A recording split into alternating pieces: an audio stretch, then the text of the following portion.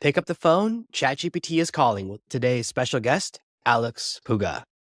Today's episode is brought to you by the bestseller ChatGPT Profits. This book is the missing instruction manual to get you up and running with ChatGPT in a matter of minutes. As a special gift, you can get it absolutely free at artificialintelligencepod.com/gift or at the link right below this episode. Make sure to grab your copy before it goes back up to full price. Are you tired of dealing with your boss? Do you feel underpaid and underappreciated? If you want to make it online, fire your boss, and start living your retirement dreams now, then you come to the right place. Welcome to the Artificial Intelligence Podcast, where you will learn how to use artificial intelligence to open new revenue streams and make money while you sleep. Presented live from a tropical island in the South Pacific by best-selling author Jonathan Green. Now, here's your host. I'm really excited to have you here, Alex, because there have been a lot of changes, especially recently, with how AI is getting used more and more. And now that there's more real-time ability and there's more AI voices, a lot of people are starting to think, should I have ChatGPT answer the phone for me? Should I have an AI do the sales calls? And there's a lot of different versions of that, everywhere from an AI does the entire sales process to AIs are doing cold calling to AIs are doing video calling. And just maybe get started by just letting us know, where is the world right now? What tools are actually working and what tools are making promises they can't quite live up to just yet? Yeah, definitely. I think, first of all, thanks for having me. And yeah, very great question. I think there's a lot of tools that might be overpromising, a lot of tools that are building things that are of value, but might not be where we hope, where we expect them to be. In my day to day, I use a lot of different jobs. I like to say Hypergrowth, a research and development firm. In a way, we like to experiment with a lot of different tools. Obviously, since ChatGPT was released to the public about 2 years ago, which is crazy. Time flies. Seems like it was just this year, but a lot of people have been leaning on or trying to cut corners, I'd like to say, using AI.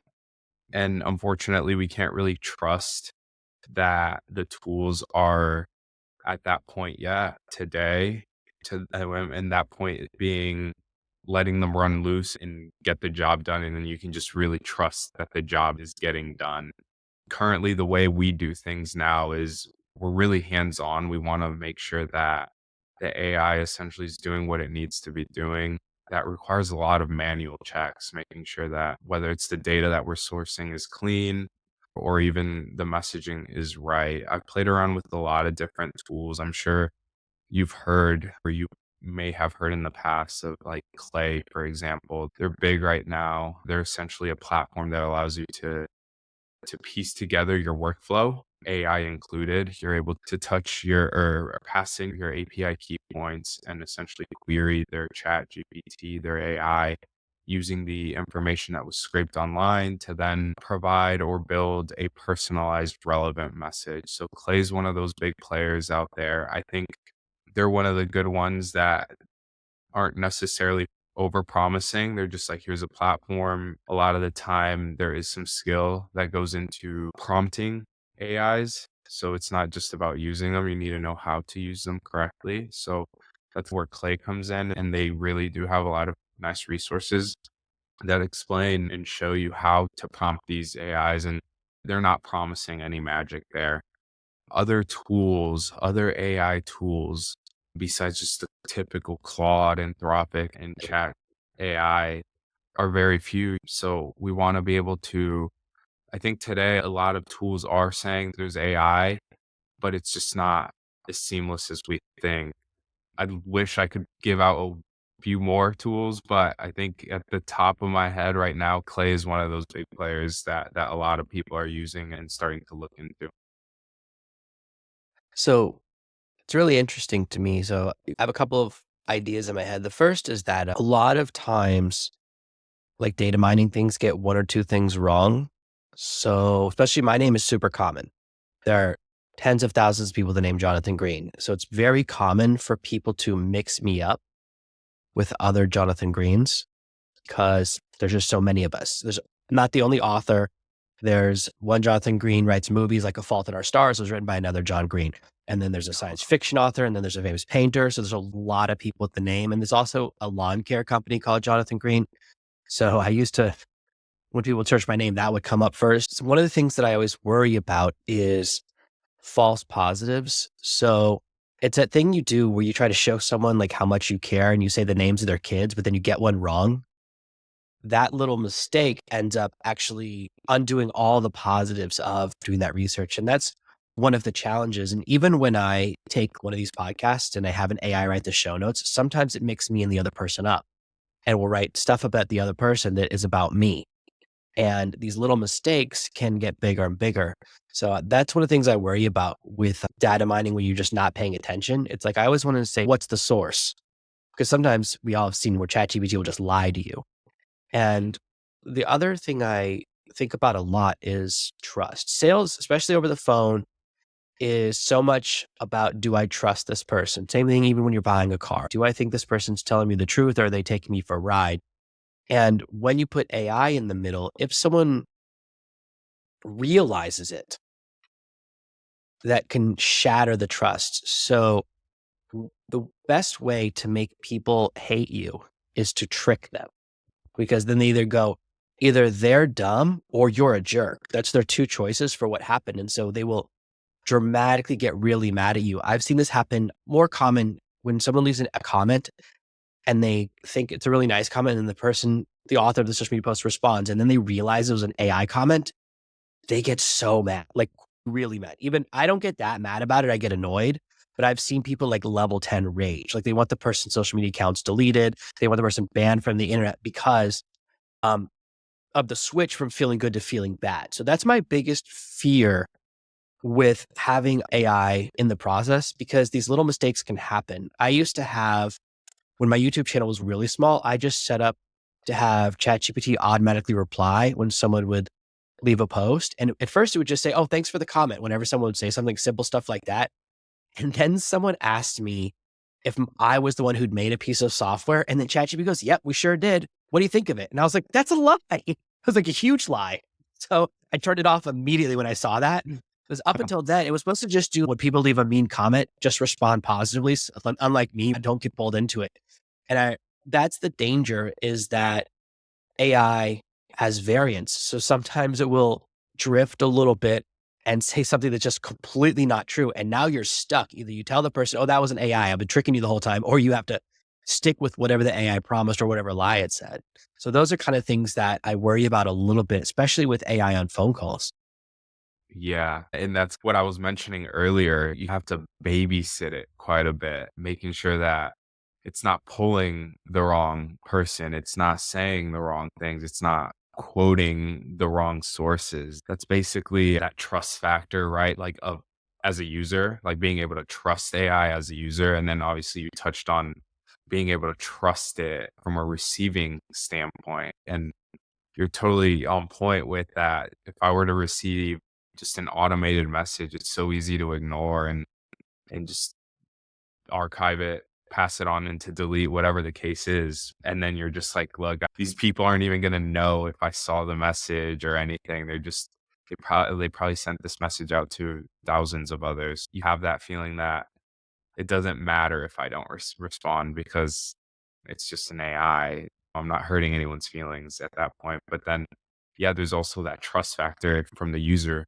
perspective where it's, can I let it run loose and will it do what I want it to do without breaking the trust of others? And we've started to see some phone companies and other big companies build fake AIs to answer the phone. Well, especially like they always seem to be elderly. Like I just saw a new one of a video grandma that it's designed to answer the phone for a cold call and just string the person on as long as possible. So I feel like we're going to get to the point where it's just AIs talking to each other on the phone. And it's just like your AI calls and my AI answers, and nothing ever happens except for we just use up more and more electricity and resources for this kind of silliness, that there's like a desperation for authenticity that I'm seeing in the market, which is people really want to know if you're you, if you're a person. It used to be they want to know if you're a pen name or if you're using someone else's pictures. Right now, it's, are you an AI? Are you a real person at all? Are you a composite? And most of the messages I get, like when people email me or respond to me on LinkedIn, the first message is usually like trying to see if I'm a real person, like you're touching to see if it's a hologram. So you've already added in this new layer, which is, am I talking to a real person? And it can be really small things that break trust. Like I get asked a lot if my background is real or if it's like generated background. So I have to walk back towards the wall all the time to show people. Because if I just say it's real, that doesn't prove anything because I already have the background up. And if it was AI generated, it would look better. Like it would be even better. It would better than it is. There's always change I want to make, but we're really at this point now where like trust is getting harder and harder to grab onto because there are so many AI tools out there. And once you've been burned one time, once you bought something online and didn't get it, or once you've talked to someone and it wasn't a real person, then it's so much harder for the next person. Like you have to recover from that. It's like when someone comes out of a bad relationship, the next person has to suffer for whatever the previous person did. So all that like baggage comes into it. So when you're looking at what you're doing in AI and sales now, like how can you carve out this space where AI is useful, but not to the point where it like puts trust in danger, and especially because like I have to massively over calibrate because I'm an AI person. People expect me to use AI more. So I have to use it less to make up for that, to calibrate. So how do you deal with that as you're really building out AI in sales? And this is the thrust of what you're working on. Yeah, exactly. Like previously mentioned, I think we really need to babysit. That's the biggest thing. Essentially, we don't want to be checking every single response that we're getting, but we are definitely checking most of the responses. So with that and just being able to prompt the chat as specifically as possible to get the results we're looking for. I think currently we do want to get to this whole AI SDR world where, oh, set it and forget it. But Hypergrowth does is we're essentially hand holding the AI agents that we do use through every step of the process. If there's any point where it begins to hallucinate or do something that we're not really expecting it to do, that's where we put a halt to it. And then we manually take over from there. Ultimately, the goal for us is to use AI to augment our current skills. And like you said, the whole trust factor there too. The more, or you mentioned that the more we begin to use these AI agents, the more we are looking for this like human touch. And everyone's saying, oh, AI is going to replace us, this and that. But no, not really. You're going to get replaced by someone that's using AI. And we've probably heard this a million times now already. But that's what hypergrowth is really doing is we're it's like human first, AI second. If AI is proving to do what it should be doing, we let it run, but the second that it doesn't, we step right in and take over from there. Not sure if that makes a lot of sense, but that's the direction we move in. I think that's really good. One of the things that I encounter a lot is lazy prompting. And I think it's not the user's fault so much as the AI company's faults because they've over promised how easy it is to get a good result from ChatGPT or Claude or from any tool. So people don't realize that there's a skill or an art to it. And there seem to be like two schools of thought. One school of thought is it's so easy, it works on the first try, right? That's the big promise that you sign up. And the other end of the spectrum is a lot of people say, oh, it's just like learning Python. And I'm like, that's hard. Like, that's not easy. Like programmers think programming is easy, but everyone else thinks it's really hard. And sometimes people think I know how to program. And so they'll say something to me and I go, that sounds impossible. I have no idea how to do that. I can copy and paste. That's my level of programming ability where I can fill in a blank. So when people start talking about specific code beyond that, I'm like, I have no idea what these things mean, right? I can tell if something's working or not, but these two ends of the spectrum. So there's people that think it's really easy or people that think it's crazy hard. And it really falls somewhere in the middle. Like you can become a decent user if you just sit down for one day and say, today, I'm just going to try a lot of different prompts, a lot of methods and see what works for me. If you sit down for 8 hours straight, you'll be pretty good at it. Python, you cannot learn in 8 hours. I think you could learn in 2 years. So it's not 5 minutes, but it's also not weeks and weeks. So unfortunately, it all falls apart like a house of cards. Like you said, there's two things where I think people make a lot of mistakes. The first is they don't spend enough time to get into their prompting. And it doesn't take a lot of time. You just have to play around with it a little bit and try different answers. And the second part is that people really like to skip the quality assurance. Now, this was before my time, and certainly before your time. Used to be that when you would dictate a letter to your secretary, at the end of it, it would say dictated but not read, which means said it out loud. She wrote the letter, but I didn't check it. So if something's wrong, it's her fault, not mine. And maybe we should add that when we have the AI write a social media post, prompted but not read, because every time someone runs into trouble, it's when they don't double check. And like I got lucky that I caught when ChatGPT lied with that YouTube comment right away. I go, whoa, that was like a huge jump from, it used to be like, oh, thanks for your comment. Now it's, oh yeah, that's our company. What do you think of it? So slow down. I don't want trouble here. But if you're not checking, that's when you get into the biggest trouble, because I've seen where people, it's again, we fall into this, we believe it's so good that we don't check the work. And this is the same problem you can have with employees. If you hire a phone salesperson and you don't check their calls, you can end up with a problem. They can be lying. They could be losing sales they should be keeping. Anything could be happening, right? You always have to have some component, especially because there's a lot of laws about phone calls. Like you're supposed to record them and check them and all these things to make sure you're not breaking the law and doing, because I used to be in phone sales and I know there's tons and tons of rules, right? All sorts of regulations. You can't promise things that aren't true. So you have to be very careful. So if you're not checking that stuff, you can actually get into a lot of trouble. And it's the same with any employee. If an employee knows you're not checking their work, what are they going to do? It's going to start to go down. And I know this because I've done this many times where I haven't checked the work and suddenly it collapses after 6 months. You have to have an element of you're checking the work or you're paying attention. But we treat AI it's somewhere in between a tool and an employee. And I think it's because we think of it almost like a magic genie, that we don't check the work and then it does stuff that we regret. Like I was thinking, as I thought a lot about since our first chat, about the idea of if there's an AI that sounds like me, right? It does say the first half of the phone call or whatever. If it promises something or if it says something like because the problem with ChatGPT is that it always wants to give a positive answer. So if someone says, oh, I was bullied in high school, then ChatGPT will go, oh yeah, I was bullied too. It's the worst, isn't it? Now I am stuck, right, with a backstory that's not true or whatever it says, because it's always rapport seeking. So you can get stuck having to keep these promises that are not true. And little things can become a huge problem. So when I wrote my first book, I wasn't married yet. I was dating my wife. And so in that book, I call her my girlfriend. And then later on, but it's like people expect me to go back and change it to wife in the book, which I'm not going to do. That's weird. I'm not going to re-edit a whole book just to change one thing. In later books, I call her my wife. We've been together a long time. And the number of kids I have changes. So now I have 5 kids, which means if someone's listening to this in a few years, maybe I'll have 6 kids or 7 kids and the number will change.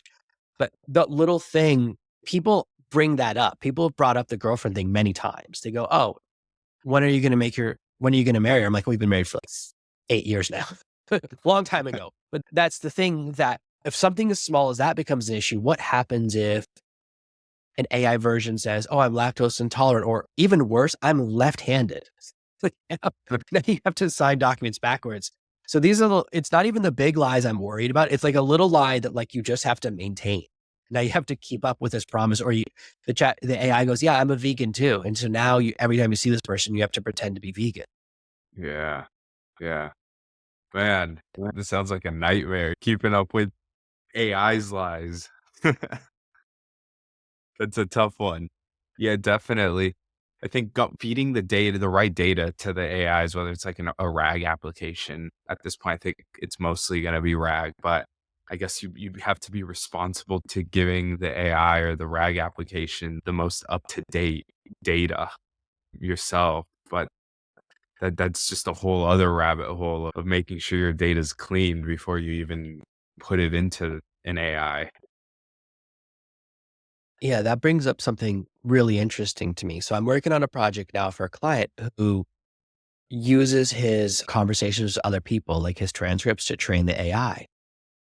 But the problem is, if you just feed the transcript, it has both sides of the conversation. And if I just strip out the other person completely, then it's like a bunch of non sequiturs because you don't know what question was asked. So you have to go through this process. This is exactly what I'm building right now, of transferring each time the other person speaks just into a question that's like really small so that it won't get misread as data when it gets put into the database when you're actually training the AI to talk like him. And I think that's really that critical part, is like any small thing can accidentally infect your data. There's this saying that it takes only a teaspoon of urine to ruin a cask of whiskey if someone sees you put it in there. So it's one little thing can infect it and cause these huge problems. And so exactly, you're right, is that create that policy, and also creating an update policy, like how often are you going to update the information, and how much information do you want it to have? I've seen where people give too much information or too little. Like sometimes people don't want to tell you their name, and that's too much. And sometimes people give like where they live and their address. I'm like, you have to find that balance, because anything that's in the AI eventually will say it to someone. So I think you're really onto something, which is that there is this new skill. Like we all thought the big AI job would be prompt engineer. And I don't think that's really the future. I think the future really is in automation, and really in like bot training or automation and automation building, which to me are really very next to each other, kind of very similar processes, and really thinking about things, because the process design is so important. I'll give you another example. A friend of mine was working on a project where they were taking phone calls from a large company, and they would use the AI to train the AI and then train the people. But the phone calls have secret data. They have like dangerous data, like people's credit card numbers or social security numbers. And I said, listen, you want that removed before the data gets to you, because not that he would ever do anything wrong, right? But if something goes wrong, who are they going to blame? Their own team or the contractor who's working on the AI project, or blame the AI? It gives them like an out if something goes wrong. And it's actually, thinking of that is more important than the rest of the process. Like platform doesn't matter. It's your your design of the process. I'm realizing more and more as I build automations that drawing out the workflow before you do anything is 10 times more important than the technical part. And it's really interesting to see that, at least for the next year or two, I think that's actually going to be the cutting edge of AI, is the person who thinks of all the things that could go wrong and then prevents them, because otherwise it will happen to someone else. Like I knew 2 years ago, I go, some lawyer is going to get done when ChatGPT lies and they believe it, and it happened to someone. It's going to happen to someone, right? And you didn't even know Yeah. some company's chatbot is going to say something wrong. It's always, you just don't want to be the one that's the first one it happens to and you get in the news. So with how you are building out sales tools and you're further in this direction, what are some of the things that like you have to stop your clients from doing, or like data getting put in that can infect or cause a problem like down the line? It sounds small now. Oops, I uploaded the wrong thing. But if you don't find it and pull it out of the database, eventually it becomes a problem. Yeah. So currently, the way things are running, it's just all run through us. So luckily, we're not expecting or hoping that any clients are doing anything wrong. The big thing, as previously touched on, is like, for example, I was working on this use case where I was pulling individuals or scraping individuals in a specific region, and it pulls someone that's not in anywhere near that. And I check out the profile and everything, and I don't see like New York anywhere, for example. And imagine I use that in my messaging, because so I'm based out of New York. And sometimes I like to meet in person, right? If we have the opportunity, why not? So yeah, imagine sending that message to someone based out of like Bali and saying, "Oh, hey, I'm in New York. Let's get a coffee." And it's wait, but there's nowhere on my profile does it say I'm in New York. What are you talking about? Did you mean to send this to me? So, yeah, a lot of data cleaning up front is crucial. You want to make sure the data is clean. And that's where, like I said, we need to keep the human in the loop. We need to make sure that we're babysitting. And that starts with data cleaning.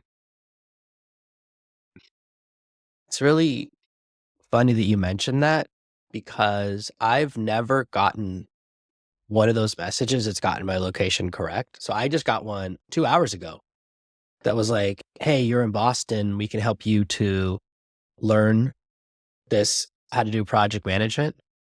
And I get picked for always the wrong region. I usually get a lot of things about starting a franchise in Idaho. And I don't know what in my profile triggers franchise or Idaho. I've been to Idaho once for 3 days, like 10 years ago. And somehow, I don't know if they're really finding that data or just random, but whenever it's a LinkedIn sponsored message or an InMail, I know it's going to be wrong. It always feels misaddressed. And you're exactly right that even when I do data pulling in Sales Navigator, it gives me tons of false positives. And I have to manually go through and remove all the people that aren't the right fit that it pulled for the wrong reason, because it will pull the wrong word from their profile, or will pull like a post they reposted, not one they wrote. And that's very different. So I think what you're talking about is really why managed services are still a critical component. The idea that we can completely replace salespeople with AI salespeople, I think that maybe for a few years it will happen, and then people will hate them. The same way people hate phone trees. Like you hate when it goes push 7, push 8, push 6, just let me talk to someone. So whenever we see like those futuristic science fiction movies where it's like a hologram selling stuff, the people always hate the hologram. They never go, oh boy, a hologram salesperson, I'm excited. Even in Yeah. fiction, they hate it. So I think you're really onto something. I think there's something very cool about humans still being in the loop. And I've noticed that's another thing you brought up, I think is really important, is that I've seen actually a new automation tool that came across my desk today that their like USP is human in the loop. And I've actually been talking about this for a few weeks, which is there's some processes where I want there to be a person who double checks it. I've seen software that will write and send out emails for you. And I go, no, you have to read it before it gets sent, especially if you're sending to like your entire audience. So having a stop moment where you check before you go, okay, keep going, is so critical. So I think that the human in the loop is going to become a really big job in the future as well. So I think what you're talking about, very cool. I think you're really onto something. And this has been a really awesome episode because these are things that are really interesting, I think getting really important. So can you tell us a little bit about what kind of project you're working on, what you do at Hypergrowth, and maybe people can see if they want to work with you, where they can find you? Yeah, definitely. I appreciate it. Yeah. So currently at Hypergrowth, we're essentially, I think this is a new word, a new term that I haven't used, but I'm gonna take it from you. Like a managed service, really, where we're helping companies generate leads, if we're gonna put it simply. But internally, it's a whole process. It's a whole automation process. Some AI, some not. We try to be careful when and where to use it. If it's not necessary, then there's no point. You can build it automations without the AI portion to it, and then that still will help us do a lot more and get a lot more done. Essentially, it's a very, how would you say, a very detailed approach to lead generation. It's not about the quantity, but more so the quality of everything, not just the leads that we're reaching out to, but also the messaging. We want to make sure that the messaging is relevant, personalized. People use them interchangeably, but personalized can mean, oh, hey, nice wiener dog. Are you interested in cloud services? It's okay. What does my dog have to do with cloud? So that's personalized, but it's not really relevant, right? So we want to make sure everything's relevant from the messaging to the people that we're targeting, and that we're like in hopes of getting the highest response rates, conversion rates. You can check us out at hypergrowthgtm.com. We have just a bit of solutions, but happy to continue a conversation and provide any guidance or advice, even if anyone's getting into building AIs or even just sales automations before they even touch the AI part. I'm happy to have that conversation. I'm really glad you brought up personalization versus relevance, because personalization, I get it all the time where you can see that they've just put in a variable, or sometimes they forget to put it in and they just have the brackets, which says insert first name here or insert latest podcast episode. And that's the worst because then the person knows and it really throws everything off. I think that relevance is really the future as well, because it's better to have 100 phone calls or 100 people who might become customers than a million people that are random. Like the chase for virality is a chase for not, mostly people that are not interested. It's such a small percentage, and you have to be so broad in order to appeal to everyone that you no longer appeal to your ideal customer. So I love that you brought that up. I think this is really cool. I think that people are going to find this useful. And I think this was a really powerful episode. that I think people are really going to dig on the artificial intelligence podcast. So thank you so much for being here. This was awesome. Thanks for listening to today's episode. Starting with AI can be scary. ChatGPT Profits is not only a bestseller, but also the missing instruction manual to make mastering ChatGPT a breeze. Bypass the hard stuff and get straight to success with ChatGPT Profits. As always, I would love for you to support the show by paying full price on Amazon. We can get it absolutely free for a limited time at artificialintelligencepod.com/gift. Thank you for listening to this week's episode of the Artificial Intelligence Podcast. Make sure to subscribe so you never miss another episode. We'll be back next Monday with more tips and tactics on how to leverage AI to escape that rat race. Head over to artificialintelligencepod.com now to see past episodes, leave a review, and check out all of our socials.